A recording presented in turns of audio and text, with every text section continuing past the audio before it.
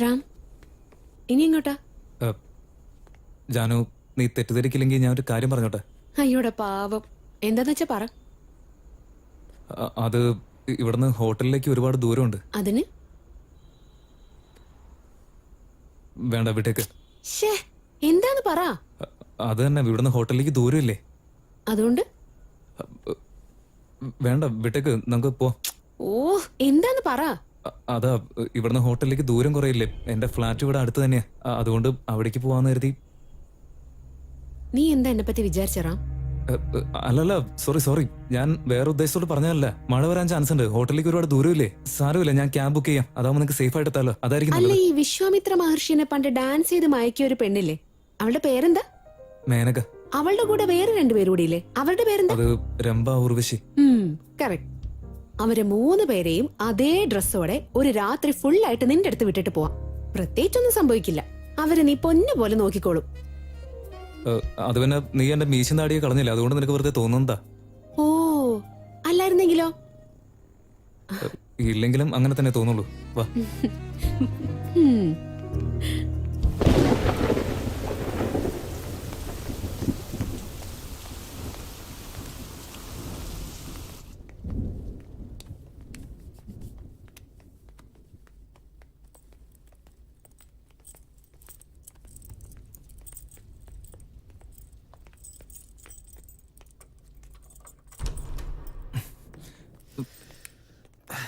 വാ. രാമചന്ദ്രൻ എന്ന മഹാവ്യക്തിയുടെ വീട് ഇതാണോ?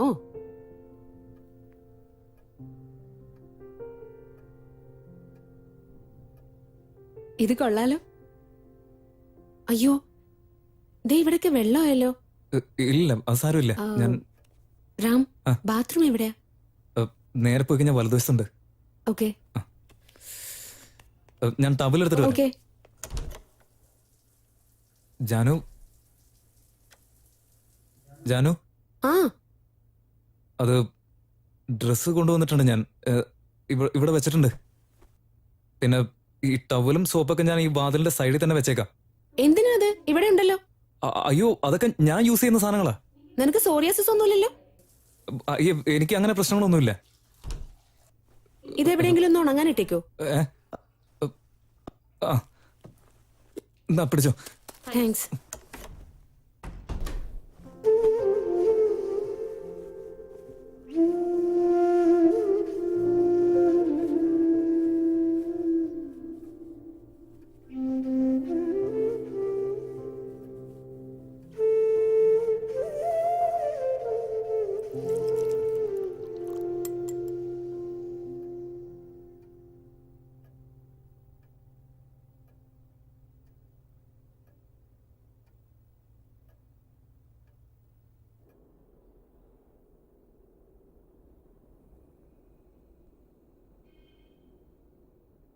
റാം, എനിക്കൊരു കാര്യം പറയാനുണ്ടായിരുന്നു. നീ അത് കേട്ടേ പറ്റൂ. എന്താ? നീ ഇനി ഇങ്ങനെ ഇരിക്കരുത്. നീയും ഒരു കല്യാണം കഴിക്കണം. നിനക്കും നല്ലൊരു ഫാമിലി ഉണ്ടാവണം. നിനക്കുണ്ടാകാൻ പോകുന്ന കുട്ടികളെ എനിക്ക് കാണണം. അവരെ എടുത്ത് എനിക്ക് കൊഞ്ചിക്കണം. അവരുടെ കണ്ണ് നിന്റെ പോലെയാണോ, മൂക്ക് നിന്റെ പോലെയാണോ എന്നൊക്കെ നോക്കണം. അവരെ മാത്രമല്ല, നിന്റെ ഭാര്യയും കാണണം. അവൾ എന്നും എന്റെ നല്ല ഫ്രണ്ടായിട്ടിരിക്കണം. എന്റെ രാമനെ എന്നും പൊന്നു പോലെ നോക്കണമെന്ന് എനിക്ക് അവളോട് പറയണം.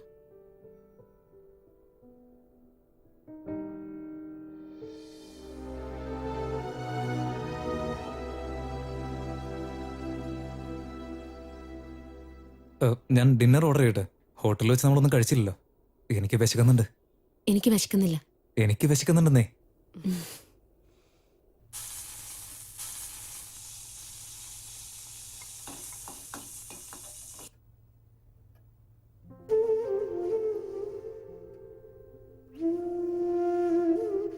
എങ്ങനെയുണ്ട്? അമ്മയുണ്ടാക്കുന്ന പോലെയുണ്ട്.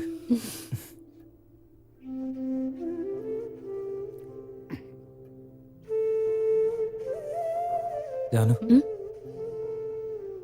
നീ ഇപ്പൊ ഹാപ്പി ആയിട്ടിരിക്കല്ലേ?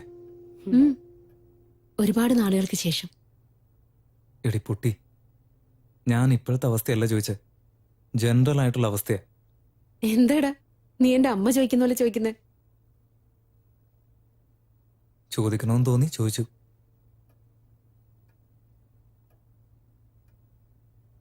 തുടക്കത്തിൽ ഒരുപാട് ബുദ്ധിമുട്ട് തോന്നിയായിരുന്നു. അവിടെ സിംഗപ്പൂരിൽ ഞാൻ ഒറ്റയ്ക്കും അല്ലായിരുന്നോ.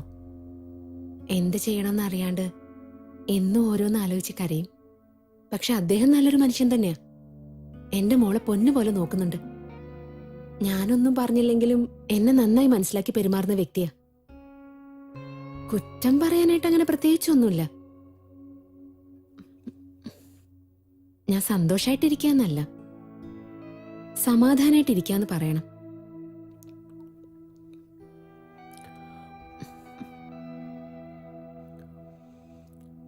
പക്ഷെ ഈ ഒരു സാഹചര്യത്തില് നിന്നോടൊരു കാര്യം പറയാൻ എനിക്ക് തോന്നുക, പക്ഷെ പറയുന്നില്ല.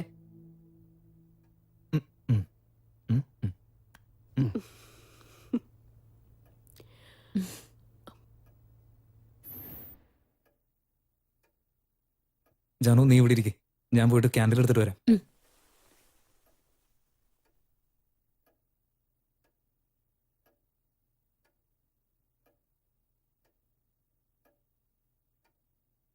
വരമഞ്ഞളാടിയ രാവിന്റെ മാറിൽ ഒരു മഞ്ഞു തുള്ളിയുറങ്ങി. നിമിനേരമെന്തിനു തേങ്ങി നിലാവിൻ വിരഹമെന്നാലും മയങ്ങി. പുലരിതൻ ചുംബന കുങ്കുമമല്ലേ ഋതുനന്ദിനിയാക്കി. അവളെ പനിനീർമലരാക്കി. വരമഞ്ഞളാടിയ രാവിന്റെ മാറിൽ ഒരു മഞ്ഞു തുള്ളിയുറങ്ങി. നിമിനേരമെന്തിനു തേങ്ങി നിലാവിൻ വിരഹമെന്നാലും മയങ്ങി. പുലരിതൻ ചുംബന കുങ്കുമമല്ലേ ഋതുനന്ദിനിയാക്കി. അവളെ പനിനീർമലരാക്കി.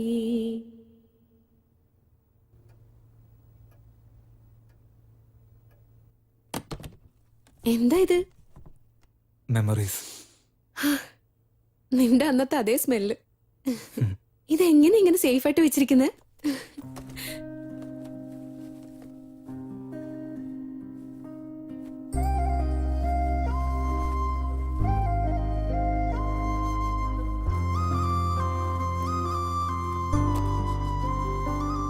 ഇത് നിന്റെയാ? എന്റേതോ? ഉം. ഇതെങ്ങനെ നിനക്ക് കിട്ടിയത്? അത് കാല് മുളച്ച് താനെ നടന്നു വന്നതാ. ഉം? അടിച്ചു മാറ്റിയതാ. അതെങ്ങനെയാന്ന് പറ. അത് നീ PT ക്ലാസ്സിൽ പോകുന്ന സമയത്ത് നീ ഷോള് ക്ലാസ്സിൽ വെച്ചിട്ട് പോകാറില്ലേ? അത് ഞാൻ ശ്രദ്ധിക്കാറുണ്ട്. അതുകൊണ്ട് അടിച്ചു മാറ്റിയതാ.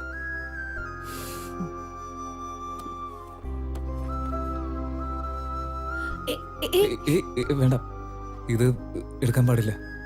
ഇതും നിന്റെയാ? വേണ്ട വേണ്ട, അത് വേണ്ട. ഏയ്, പിന്നെ ഇതിനെ ഒളിപ്പിക്കുന്നേ? അല്ല വേണ്ട.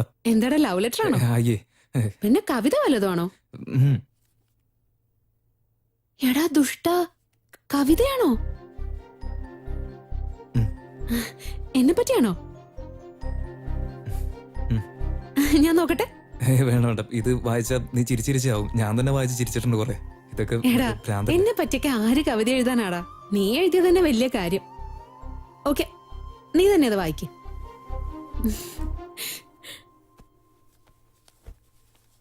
വായിക്കേ.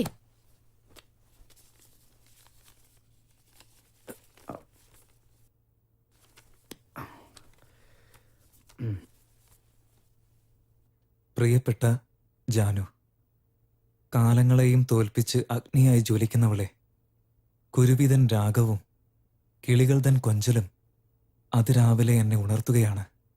നിന്റെ സുന്ദര മുഖദർശനം അതുമാത്രം ലഭിക്കുക അതാണ് എക്കാലത്തെയും എൻ ലക്ഷ്യം.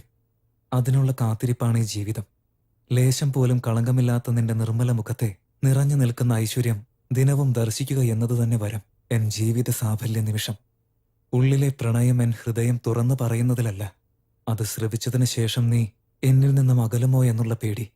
അത് മാത്രമാണിന്നെൻ ഹൃദയം പുറപ്പെടുവിക്കുന്ന മിടിപ്പും ശബ്ദതരംഗങ്ങളുമെല്ലാം തന്നെ.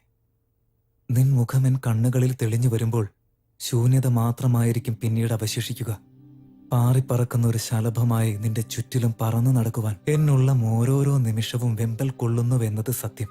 മുഖകണ്ണാടിക്ക് മുന്നിൽ ഞാൻ നിൽക്കുമ്പോൾ കാണുന്നത് എന്റെ മുഖമല്ല. എല്ലായ്പ്പോഴും എന്നോട് എതിർദിശയിൽ ഞാൻ കാണുന്നത് നിന്നെ മാത്രം. തീവ്രമായ നിൻ കണ്ണുകൾ എൻ വിരലുകളിൽ കവിത ജനിപ്പിച്ചു. ഭ്രാന്തമായി അലഞ്ഞിരുന്ന ഈ എന്നെയും ഒരു മഹാകവിയായി മാറ്റിയിരിക്കുന്നു നീ. ഒരു മഹാകവിയാക്കി മാറ്റി. നിന്റെ മാത്രം പ്രിയപ്പെട്ട രാമചന്ദ്രൻ.